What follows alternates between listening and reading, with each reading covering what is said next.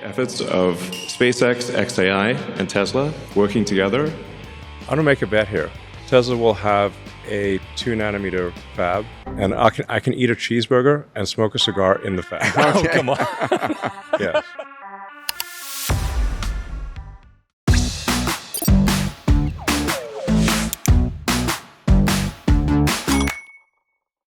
벌써 2026년 4월입니다. 짧다면 짧은 이 시간 동안 일론 머스크의 입에서는 꽤나 굵직한 소식들이 쏟아져 나왔습니다. xAI와 스페이스X 합병 소식도 있었고, 화성을 부르짖던 그가 달에 기지를 짓겠다고 선언하기도 했죠. 최근 사람들의 이목을 집중시킨 건 반도체를 직접 만들겠다는 테라팹 프로젝트입니다. 오늘 오그랩에서는 일론 머스크의 테라팹 이야기를 준비해봤습니다. 이 프로젝트가 등장한 배경은 무엇인지, 또 현실성이 있는 것인지 5가지 그래프를 통해 살펴보겠습니다.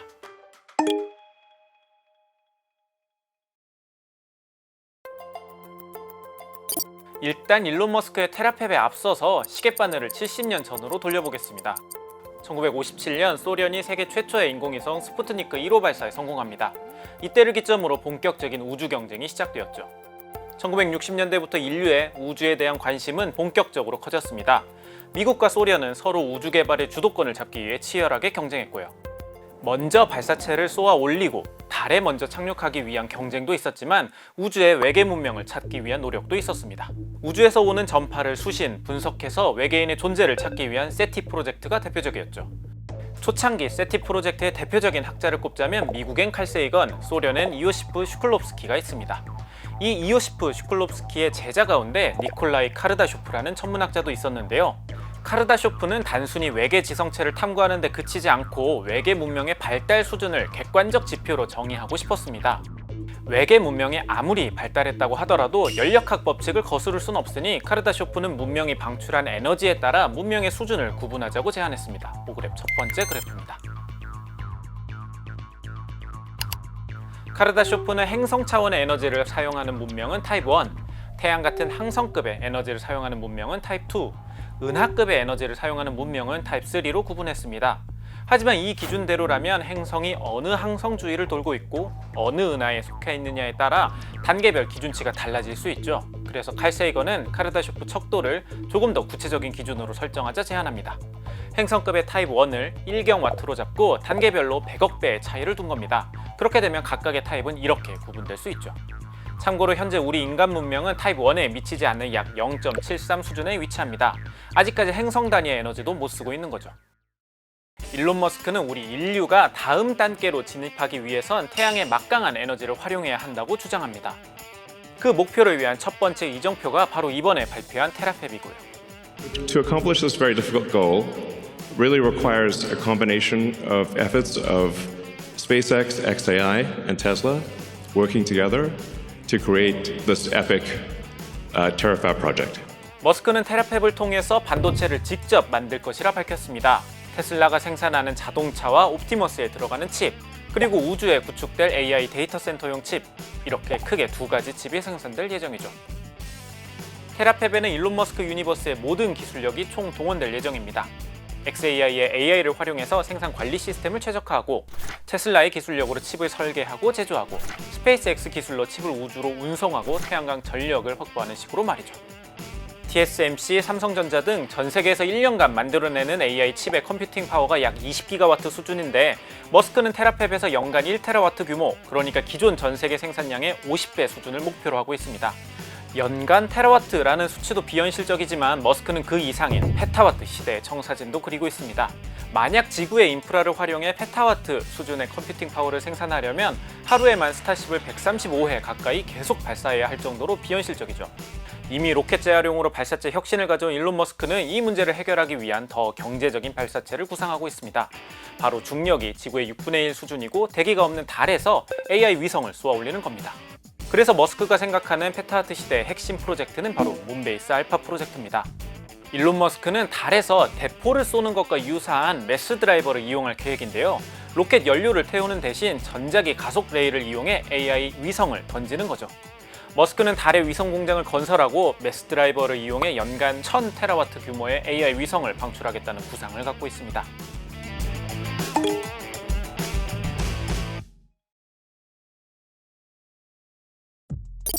그런데 일론 머스크는 왜 테라팹을 지어서 직접 반도체를 생산하려는 걸까요? 가장 큰 이유는 사용할 칩이 부족하다는 겁니다.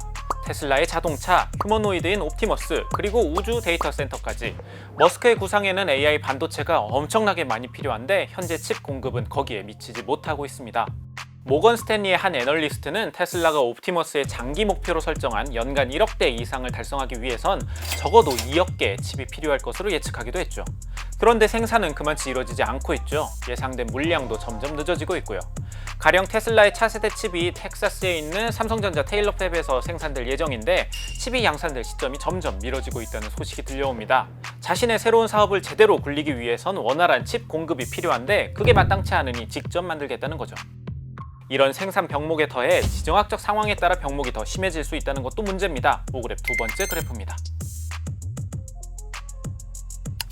반도체를 위탁 생산하는 파운드리 제조 시장에서 TSMC의 점유율은 무려 70.4%, 2등인 삼성과는 거의 10배 차이가 나죠. 현재 테슬라의 AI 학습용 칩인 D1과 차량과 옵티머스에 들어가는 AI5와 AI6는 TSMC에서 생산되고 있어요.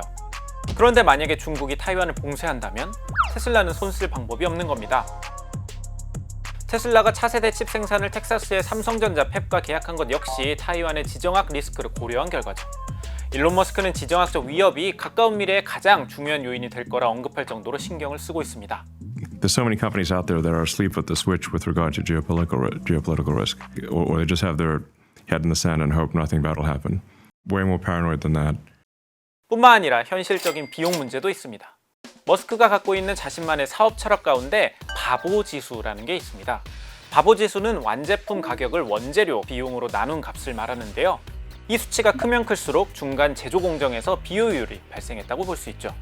머스크는 바보 지수가 10이 넘는 부품이 있다면 자체 생산해야 한다는 원칙을 오랫동안 고수해온 걸로 알려져 있습니다.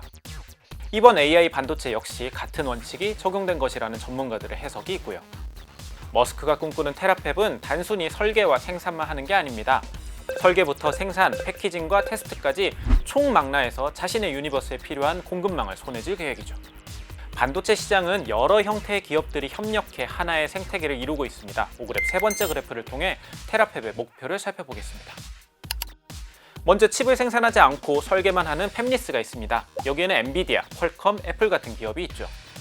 파운드리는 생산 설비 시설인 팹을 가지고 반도체 생산에만 집중합니다. TSMC, SMIC 기업이 대표적이죠. 생산된 칩을 패키징하고 테스트하는 후공정 전문 오사트 업체도 이렇게 있습니다. 그리고 이 모든 걸 다 수행할 수 있는 종합 반도체 기업 IDM이 있어요. 삼성전자, SK하이닉스, 인텔, 마이크론은 반도체 설계, 생산부터 유통까지 한 번에 할 수 있는 기업들이죠. 테라팹은 바로 이 IDM이 되겠다고 얘기하고 있는 겁니다. 또 하나 차이점은 기존의 반도체 생산 업체들이 다양한 고객들의 디자인을 받아서 여러 제품을 동시에 제작하는 구조였다면 테라팹에서는 머스크 유니버스에서 사용할 칩만 생산될 예정입니다. 여러 칩을 만들 필요 없이 우리 것만 만들면 되니까 테스트와 재설계 과정을 빠르게 돌릴 수 있게 되겠죠. 이렇게 되면 다른 기업들보다 훨씬 더 빠르게 칩 개선을 해낼 수 있으니 성능 향상과 생산력 증대라는 두 마리 토끼를 잡을 수 있다는 게 머스크의 구상인 겁니다. 그런데 이 프로젝트 정말 현실성 있는 걸까요?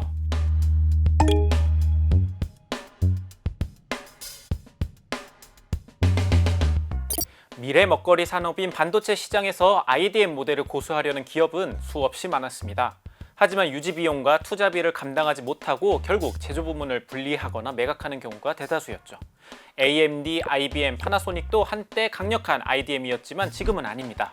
AMD의 창업자인 제리 샌더스는 사나이라면 팹을 갖고 있어야 한다는 말을 하기도 했지만 결국 매각했죠. 그런 IDM을 반도체 생산 경험이 없는 일론 머스크가 과연 해낼 수 있을까요? 많은 전문가들은 가능성을 낮게 보고 있습니다. 헤라클레스급 과제라는 평가가 나올 정도로 큰 기대를 안 하고 있는 게 현실이죠. 특히 2나노 공정부터 바로 뛰어들겠다는 시나리오가 가장 비현실적이라는 지적이 많습니다. 2나노 공정은 TSMC, 삼성전자, 인텔 정도만 현재 진입해 있는 아주 난이도가 높은 공정입니다.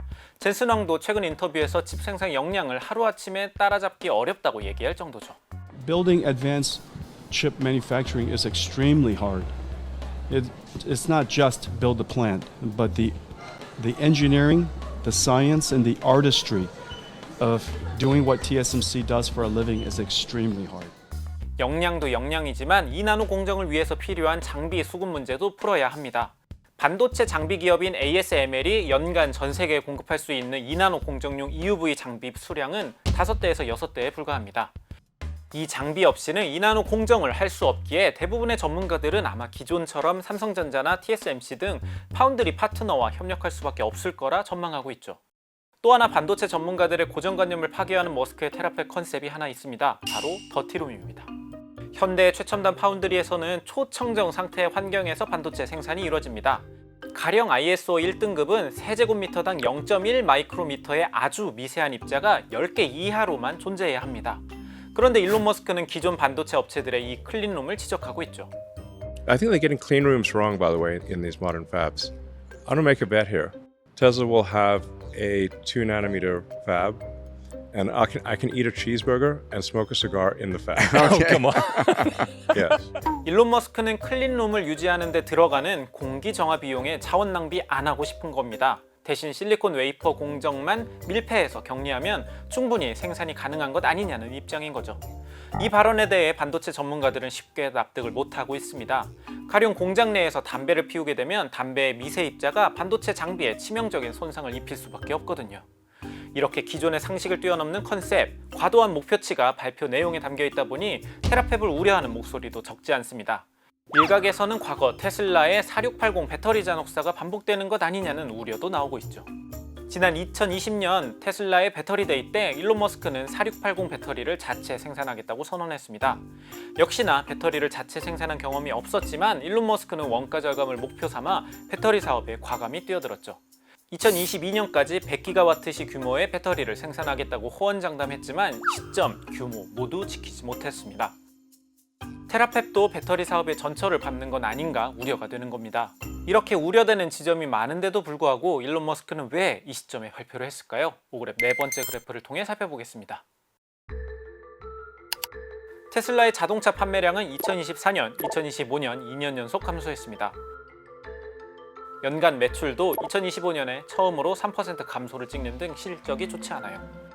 해외에서는 주춤한 테슬라가 유독 한국에서만 잘 팔리고는 있지만 전체적인 실적 상황을 봤을 때 테슬라의 미래에 대한 비전이 필요한 시점인 거죠. 또 하나 주목할 건 올해의 스페이스X의 IPO가 예정되어 있다는 겁니다.